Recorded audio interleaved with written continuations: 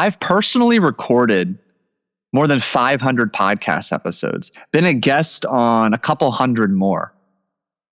And I still get butterflies of excitement and find one way or another to stall an extra few seconds before finally pressing that record button. And I crave this feeling. And although some mornings I stall a little bit longer than others, I've really made the shift into craving this feeling because I know I'm on the precipice of something exciting, an opportunity to connect with you, to be in your ears, to share the nugget, the wisdom, the insight, or the guest that you need to hear in your journey today. I want to start today's conversation with a question. Have you ever stopped to wonder why it's so hard for you to stop? Why you can't sit on the couch for more than a few minutes without feeling guilty, or at least grabbing your phone? Why you instinctively check your phone every couple of minutes? Why your mind is constantly thinking about work, even when you're home with the people you love and trust the most?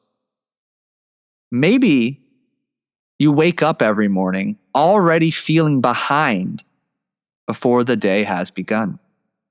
You compare yourself to everyone around you, wondering if you're doing enough, earning enough, or becoming enough.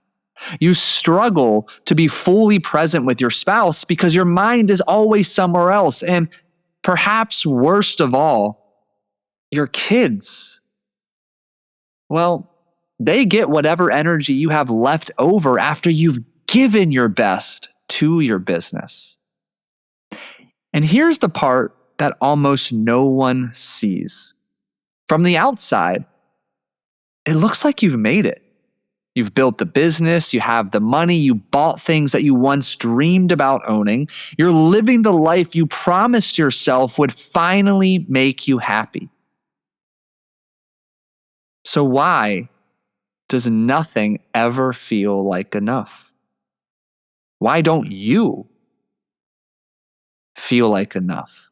Why, despite having everything you once wanted, do you still feel like something is missing? If that feels uncomfortably familiar, this episode is for you. Welcome back to another episode of the Unstuck High Performer Podcast. My name is Paul Salter. I'm your host, high performance mindset coach and hypnotherapist. And look, I'm here to provide you with the insight, the perspective, the kick in the ass you need to get out of your own way. I know the pain, the isolation, the loneliness, the overwhelm, the fear, the insecurity, and anxiety that are part and parcel of the entrepreneurial journey, trying to do something great, extraordinary, stand out far above your peers and what we label as average here in the States and otherwise. I also understand there's a cost to taking massive action, to build the thing and leave the legacy you desire. And it's my goal that through listening to these solo conversations every Monday and the raw conversations I have each Thursday, you glean an insight. You begin to see something differently so you can do something differently, and that the cost of success isn't as grave or costly as it currently might feel. So let's dig in. What if you're not actually chasing success? What if you're chasing the feeling you hope success will finally give you? You know, somewhere along the way, and I was very guilty of this, you unknowingly made an agreement with yourself. I'm only enough if I achieve. And maybe nobody actually said those exact words to you, but you've been living as if they're true. And that belief has quietly become the operating system behind so much of your life. It's why slowing down feels so damn uncomfortable. It's why you constantly feel the need to do more, earn more, and accomplish more, and also why your biggest fucking wins rarely satisfy you for long.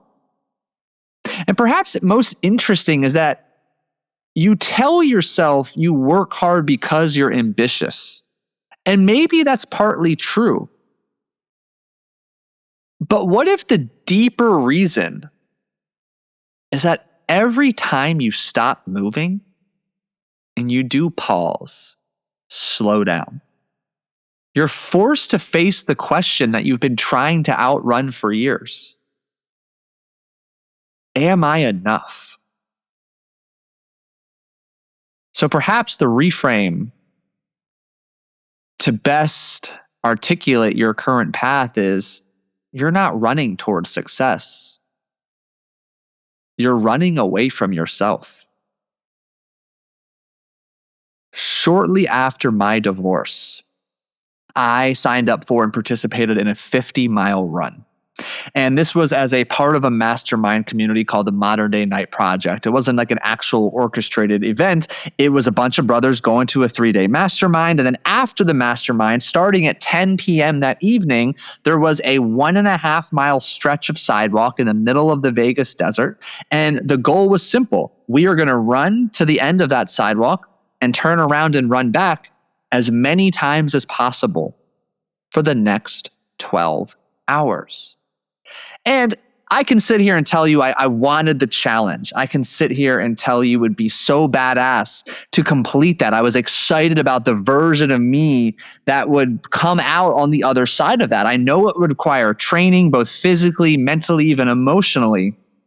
And it was a hell of an experience because the vast majority of people walked. I probably outpaced and outran the second place person by more than 10 miles. I did 50 miles in about, I think it was 10 hours and 32 minutes. And that was only because I walked one 3-mile stretch while I was trying to catch up with one of the mentors of the group. I digress. My point being, prior to that run, I'm meeting up with an old friend in one of the downstairs bars of the Cosmopolitan. And, he's having a drink. We're just catching up. We used to work together at bodybuilding.com way back when. And a guy next to us overhears our conversation. I'm telling my buddy Nick, I'm like, this is what I'm doing. We start in about 2 hours. And he goes, dude, again, guy I've never met, might have had a few already. He goes, you're running 50 miles? What are you running from? And my ego quickly brushed it off. Oh, I'm trying to challenge myself, man. Just pushing myself, trying to be better. The whole spiel. You said it in your own unique way as well.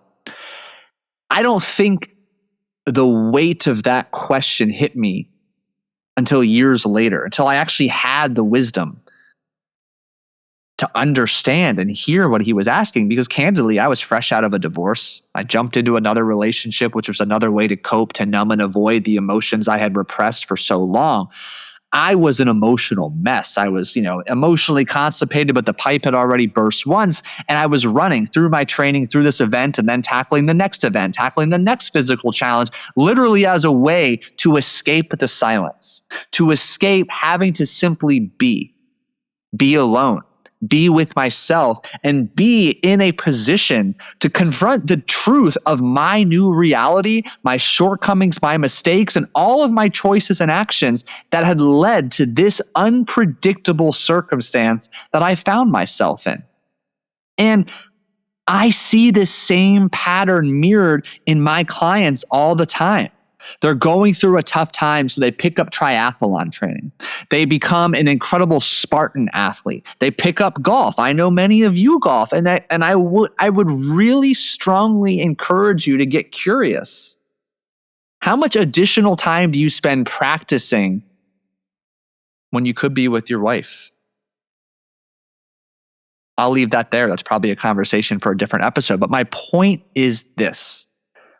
Oftentimes, the cocktail of ambition, tenacity, work ethic, relentlessness, commitment to your entrepreneurial and professional goals is easily transferable to another outlet. In this case, it could be golf, it could be running, it could be working out, another obsession of yours simply as an avoidance tactic, a way to avoid sitting in the uncomfortable silence of being, which demands you sit with your truths, which may be rooted in insecurity, self-doubt, loneliness, or fear that's been bubbling up under the surface all along. And it's for that reason why stillness feels uncomfortable, why vacations make you anxious after the first full day, and why you instinctively reach for your phone during those moments of silence. It's not because you love being busy, it's because busyness has become emotional avoidance. I mean, imagine trying to outrun your shadow. You run faster, it follows. You buy more, it follows. You earn more, your shadow's still fucking there. The only way to stop chasing your shadow is to stop running. In one of my early coaching sessions with a client is the president of a company on pace to do 20 million this year, 2026. We were digging into how uncomfortable he feels slowing down, being. And when we really got into the crux of what was going on, some deep honesty, these were the statements he shared with me that describe the inner narrative that takes place in those rare moments he does slow down.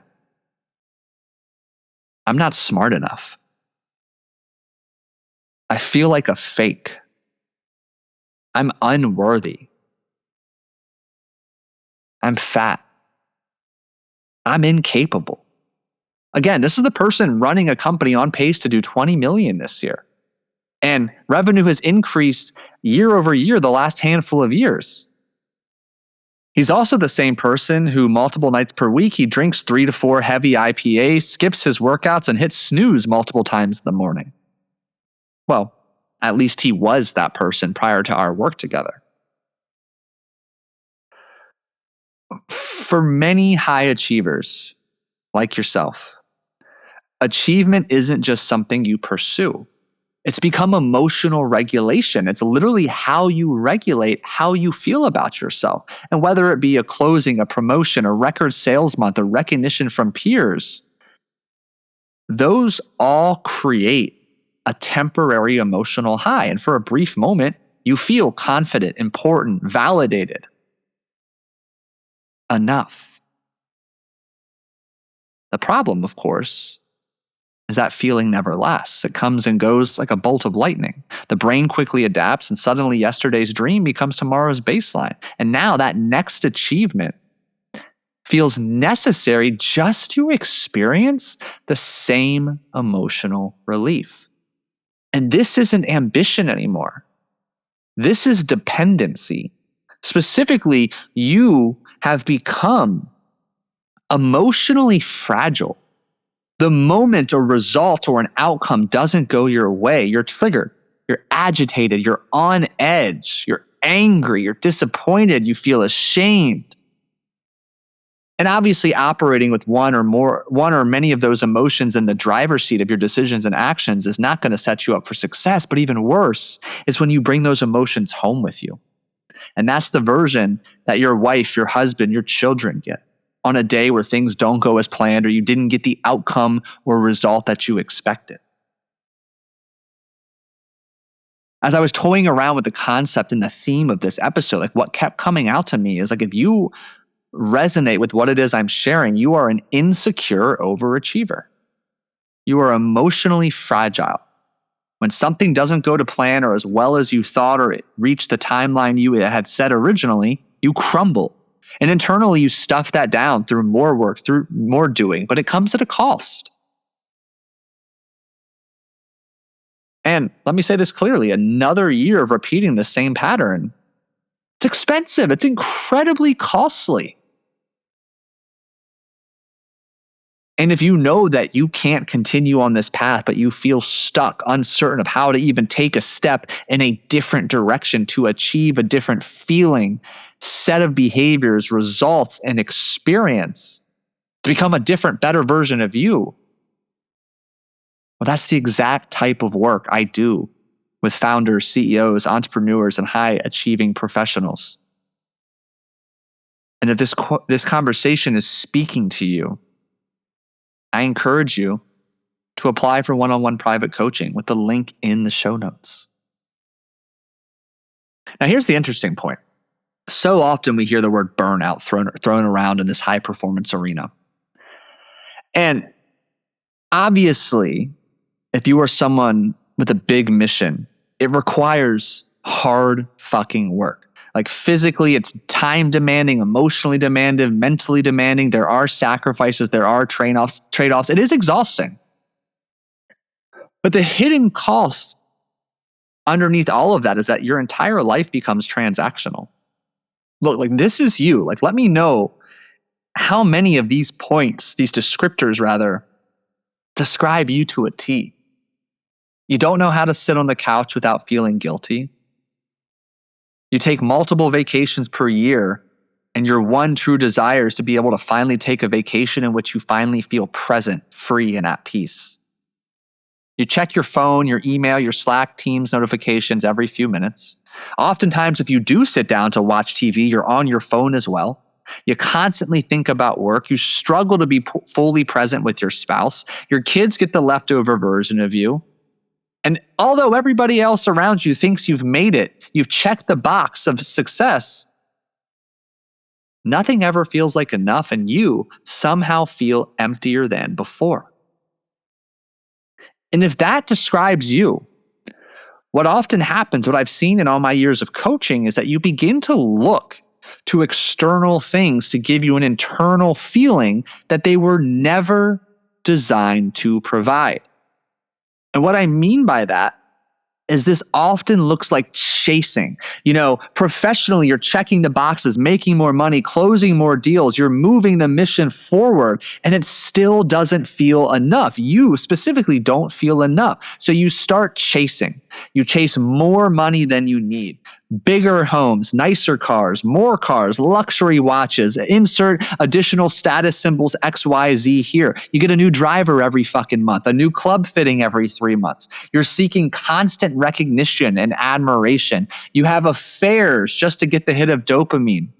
You choose alcohol, drugs, gambling, or other escapes, just more, do, go, to avoid being still.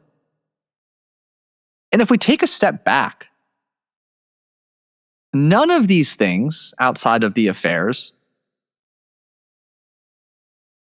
are inherently bad. And I guess I should also say the illegal drugs. The question is, what job are you asking them to do? If you're asking a Rolex, a Ferrari, another 7-figure business, or another person's approval to convince you that you're finally enough, they'll disappoint you every single time. I mean, imagine trying to fill a bucket with water while there's a hole in the bottom. Every achievement pours more water into the bucket. A promotion fills it, a new client fills it, $1 million year fills it. But because the hole was never repaired, the bucket never stays full. Most people respond by pouring more water and pouring more water faster. Very few stop to ask why it never stays full in the first place. And the real work isn't finding a bigger hose. It's repairing the hole. Again, if you're asking a Rolex, a Ferrari, a bigger house, or somebody else to convince you that you're enough, they'll disappoint you every single time.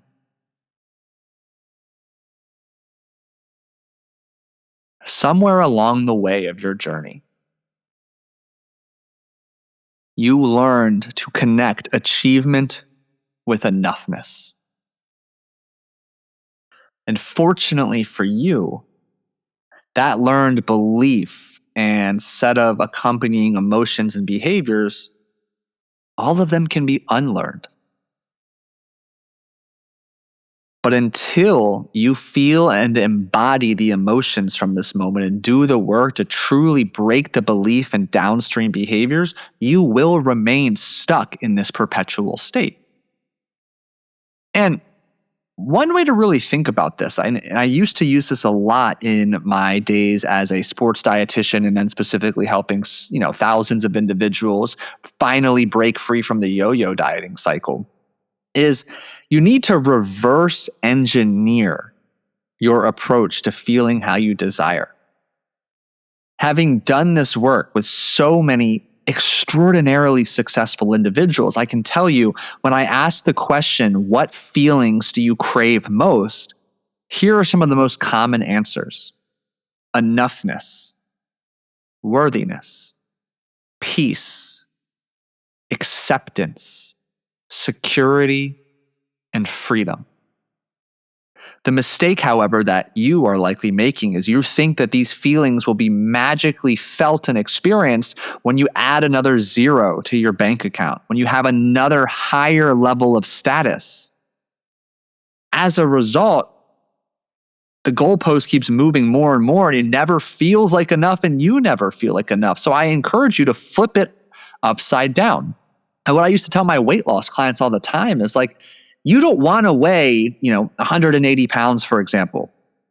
What you want is to feel confident, sexy, in control, proud, accomplished.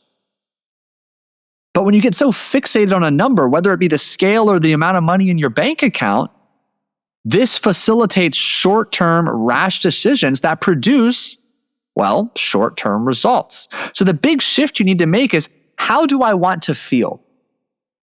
And understanding, it doesn't mean or guarantee you're going to wake up every single day feeling joyful, present, happy, at peace, aligned, connected.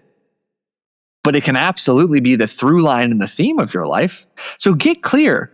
How do I want to feel? Aligned, at peace, financially secure. Okay, great. Now you're very clear on those three feelings you want to experience most regularly. What are the 1 to 2 action steps that you know, if you execute consistently, will exponentially increase the likelihood you feel those feelings consistently? You want to feel aligned and at peace? Get fucking clear on your core values. Eliminate all of the trash, the head trash, the trash in your relationships and on social media and in the workplace around you. You want to feel financially secure? Build an intimate relationship with your finances. You got to reverse engineer it. How do you want to feel? And what are the 1 to 2 action steps that can help you feel each of those feelings you desire to feel? Then execute over and over relentlessly. That's it. If today's conversation felt personal, that's probably because some part of you recognized yourself in it. The good news is this: there's absolutely nothing wrong with your ambition. You absolutely will not lose your edge by doing the deep inner work on yourself. In fact, I just recorded a podcast that does a deep dive into that very common fear. It's just a couple episodes ago, 176 or 174. Also, good news, you don't need to become less driven or stop pursuing big goals. You simply need to stop asking achievement to answer a question it was never designed to answer. Because the real work isn't building a bigger business. It's building a version of yourself that no longer needs the business to prove you're enough. If you're tired of living with that constant pressure to perform, if you're exhausted from feeling like nothing is ever enough, and you're ready to experience success without sacrificing your peace, your presence, or the people you love most, I'd love to help. This is the work I do every day with founders, CEOs, executives, and high performers who are ready to break that cycle for good. You can apply to work with me using the link below in the show notes, and I'd be honored to help you discover what life, what success feels like when you finally stop trying to earn the belief that you were enough all along. So let me say it one more time. You are enough. Always have been, always will be. And that's enough for today's conversation. I thank you so much for listening, for tuning in to another episode. My asks are simple. Share this conversation. Share it with somebody in your circle who needs a wake-up call. That insecure overachiever you know, share this episode. And if you continue to find value in these conversations, leave a rating, a review on Apple Podcasts, Spotify, wherever you're listening. This support immensely helps me continue to bring on phenomenal guests, and it supports the show to help me do better, be better, and ultimately provide better and provide more for you. Have a phenomenal start to your week, and I'll catch you in the next episode.